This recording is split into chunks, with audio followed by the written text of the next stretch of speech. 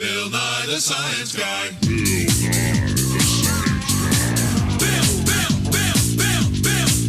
Nye the Science Guy. Science rules. Bill Nye the Science Guy. Have you ever gone to the doctor when you're sick and the doctor doesn't give you any medications? How rude! Well, there's a reason for that. Even though you can't see them, bacteria and viruses are the tiny little organisms that make you sick. While viruses can't really be treated, antibiotics are prescribed for bacterial infections. Today, there is a growing concern about the overuse of antibiotics that can be prescribed to fight off these infections because bacteria are becoming resistant. Wait, what is antibiotic resistance? That's a great question. Antibiotic resistance is when microbes mutate in ways that hinder the effectiveness of the drug. This allows the microbe to live, grow, and proliferate when medications are taken and make it so you don't get better. But wait, how do antibiotics work in the first place? That's another great question. Well, one of the most widely used antibiotics, penicillin, prevents bacteria from making new cell walls. So if this bacteria can't form a barrier to hold its contents inside, it cannot grow and reproduce. So if these are bacteria in your body and you're infected with an illness and you take the drug penicillin, it's going to come into your body and cross out or kill and lyse all of these bacteria that are not resistant to the drug.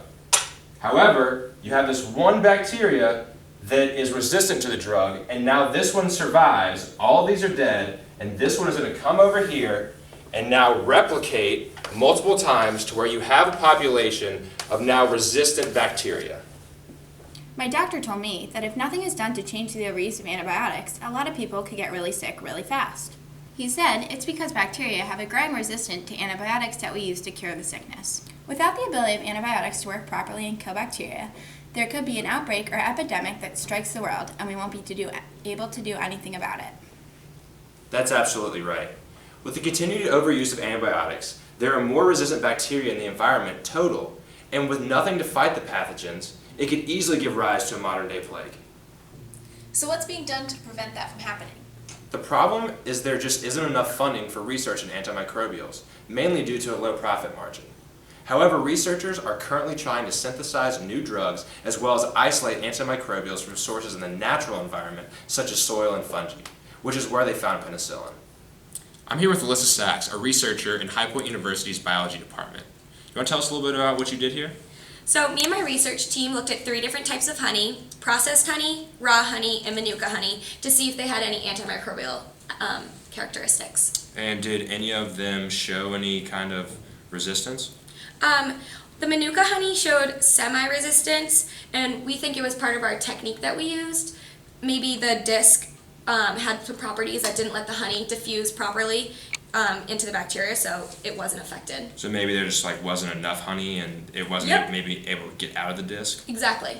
Okay, that makes sense. So you're thinking that maybe manuka honey, since it has this halo around the disc, exhibits some antimicrobial properties. Yeah, and that if maybe it was done with a well technique, it would have shown more resistance by So it having could a diffuse. larger halo. Okay, very cool. So what can I do to help? Well, firstly, wash your hands. Even rinsing your hands with water is going to wash the bacteria off your hands and make your hands a whole lot cleaner than they are. Secondly, avoid using antibacterial soap. What this does is it's going to promote more antibacterial resistance, and then these antibacterial chemicals are going to go down the drain and enter the water supply where they'll affect even more bacteria. So you need to leave these antibacterial soaps for doctors and nurses who really need to wash away harmful bacteria. And thirdly, listen to your doctor. You want to finish your prescription, and you don't give your leftover prescription to anyone else. And also, don't WebMD everything and walk in there like you know everything. All right? Because we know you don't. The take-home message from this episode is that it's not just scientists and researchers' job to fight antibiotic resistance. It requires help from all of you as well, because antibiotic resistance is an evolutionary process that has been occurring over the past few decades at an astounding rate, and we need to slow it down. Tune in next week for another episode of Gill Nye the Science Guy, where we'll have a guest appearance from Dr. Patrick Vergara, and he'll explain how to grow stellar chops. Bill Nye the Science Guy.